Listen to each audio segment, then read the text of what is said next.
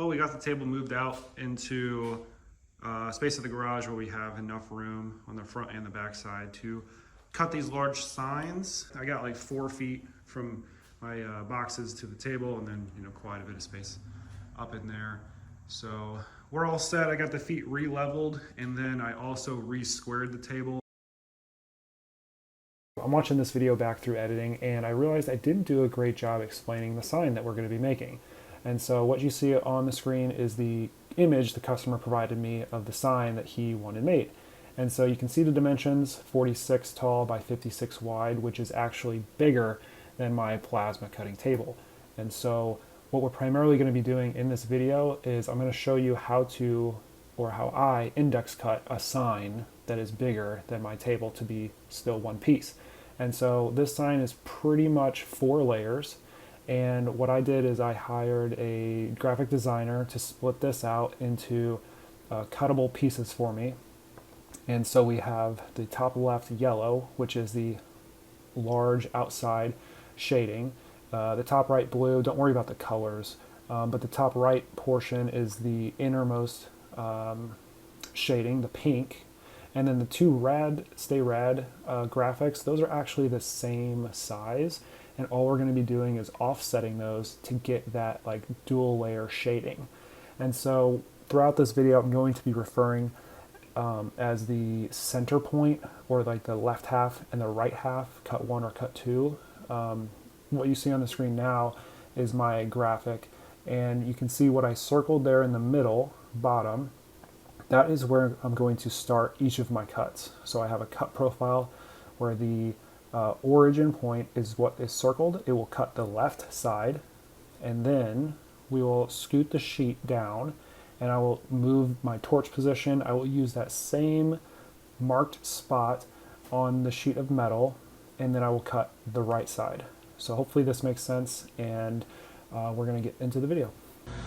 Whew, all right, well, I think I've got this sheet set up, and I am ready to do my first half of this large sign. Super nervous about this. Obviously everything I've done so far is pretty much brand new to me. So to give you a little overview of how I'm going to be able to keep this sheet straight through here, the 0 origin I put in the software is right down the middle and at the bottom. So what I did on this sheet is I scribed a scratch line. You can see that here. 1/4 of an inch off of the sheet from end to end. Really, I'm not going to use the whole sheet, but I did it from end to end. And then I scribed a halfway mark, only like this far though. So you can see it here. I messed that one up because I scribed a couple times and then it wasn't right on top of each other. So I scribed 1 new line, and to get my torch right over as the best I can that spot, I put my easy scriber in there, which comes down to a pretty good point, and I'm lining it up on those crosshairs. So each time, or both times I move this sheet, so for this operation, and then when I slide the sheet this way, I'm going to line this back up with that exact spot just over here, and then we'll cut that half of the sheet.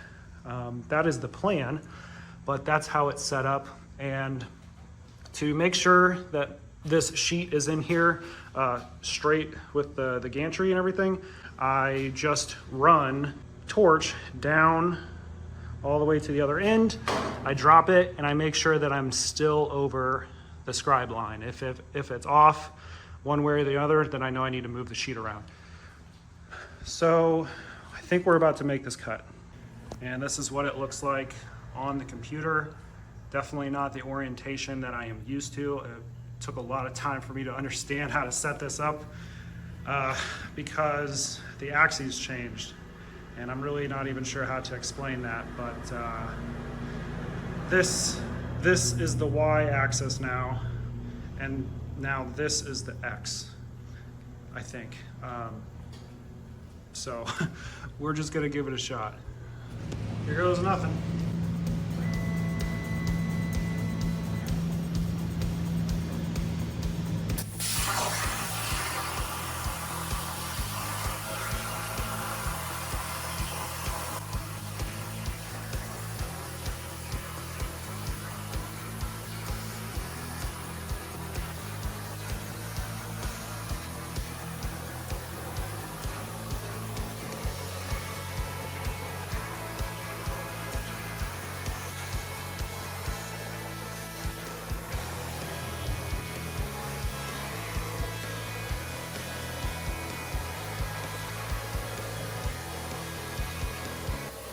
All right, well, operation 1 is done.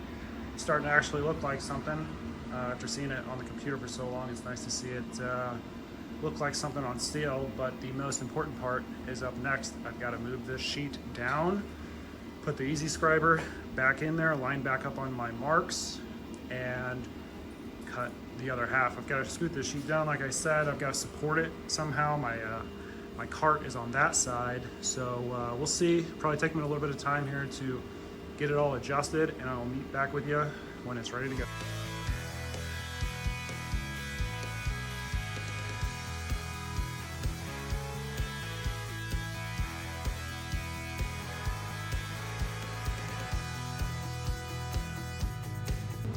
Well, everything's moved around. We got the torch tip back in. The right side program is loaded over here. We got the ground on, and I think that's it. I think everything is ready for me to hit that run button, and we're hoping all that work has paid off. Here we go.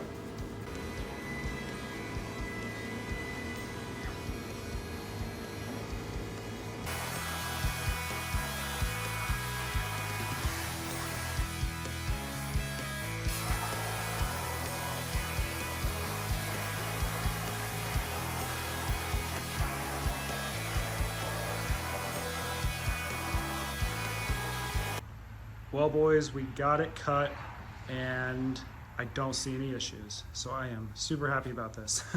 For the first time doing this, and it went so well, I'm just grateful. So you can see this is lead in and out for the 2 operations, and look how spot on that is. You can't even tell there. Here's another one. That one's pretty much spot on. This one, it's got a little bit of a zig there. That's no issue. We can sand that and make it look uniform. And here's a couple more. Those got a couple little offsets there, but that is still really good. I mean, it's so close that the piece still is like separated, you know. So no complaints there at all. So I'm gonna get this pulled off the table. We can get a look at it. And this is basically 2 layers of 4. So we got quite a bit more cutting to do. Yeah, we'll just keep on working.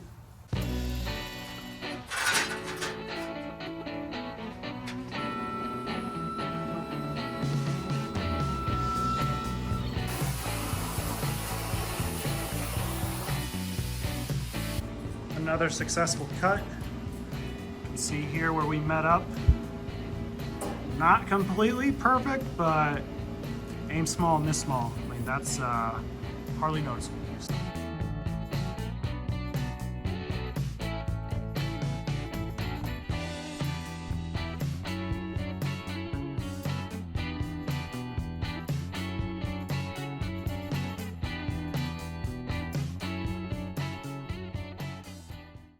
So the table is cleaned off. We got some dirty plasma water in there, but we got all of these signs cut up. Everything went really well. That last layer went really well as well. Probably my best one yet, so I'm getting better as I go on.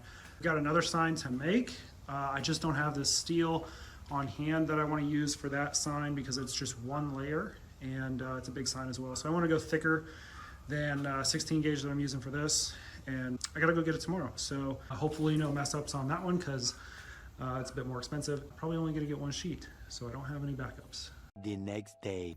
There we go. We got the new sheet of steel for the other sign loaded up, and it is also zeroed in. Everything's aligned. Got the crosshairs on there. Easy scriber lined her up. We're going to get this cut. I only got 1 sheet of this. This is quite a bit heavier stuff. It's basically 1/8 inch. I wanted to go a little bit thinner than that on this sign, but there was a mix up at the metal supply place. Here goes nothing.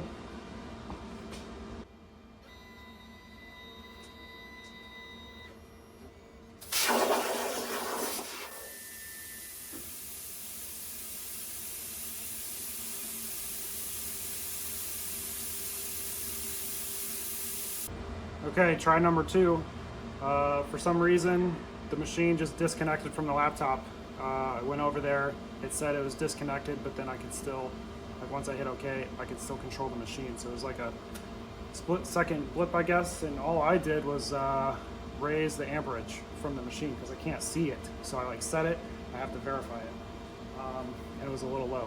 So we're gonna try it again.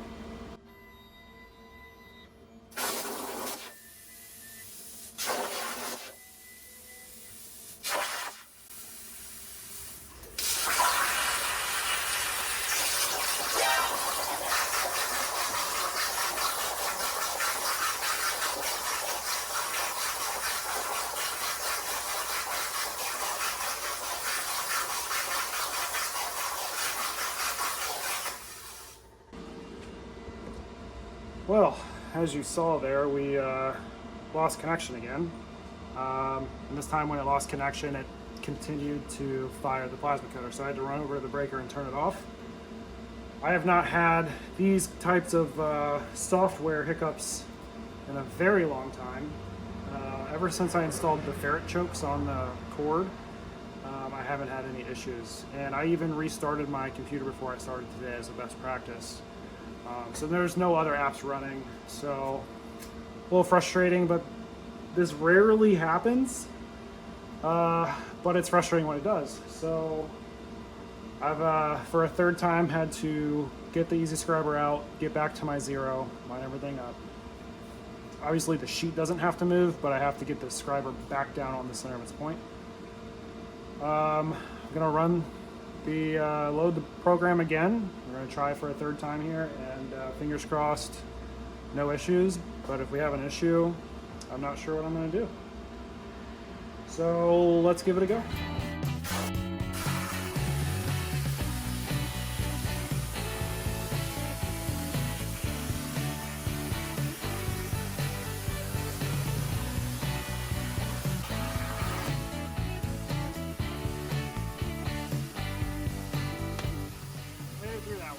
Now I got to move the sheet. And I just wanted to show you this spot where the plasma kept on running and kind of where I started again. So you can barely see that, you know, little circle there. And so that's where the plasma kind of stuck in its spot. So the arc was taking up its space. And you can see, man, like this Easy Scriber and a scribe line, you know, we lined it right back up to finish that cut. So this method's working really well. I'm happy with it. All right, everything's lined back up. We're about ready to load the right side part of the program. Actually, I already have. And then I did a dry run. Just good practice to test it out. It ran fine, didn't disconnect. So hopefully we can get through this with no more dramas. And yeah, about time to hit go.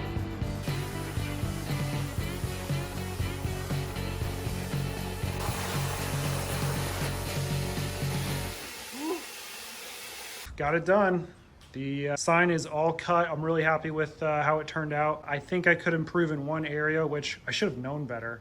But what I did was I accidentally cut the perimeter first.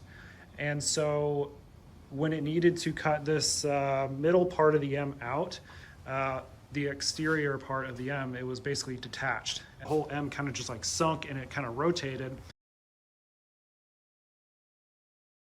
And so right here, you can see a little bit of an offset there. Again, I'm not complaining. I'm just saying, like, for next time I can learn something. So I think when it fell down a little bit, you can see it kind of fell in its place, not level with everything else. It kind of threw this off. And then this is another spot where it met up right here. So again, I'm still happy with all this. Just a little hit with a sander will smooth that out. But maybe for next time, just try and remember that. I already knew not to do that, but with such a big project, I just overlooked it. So I'm gonna get this pulled off the table and we'll see what's next.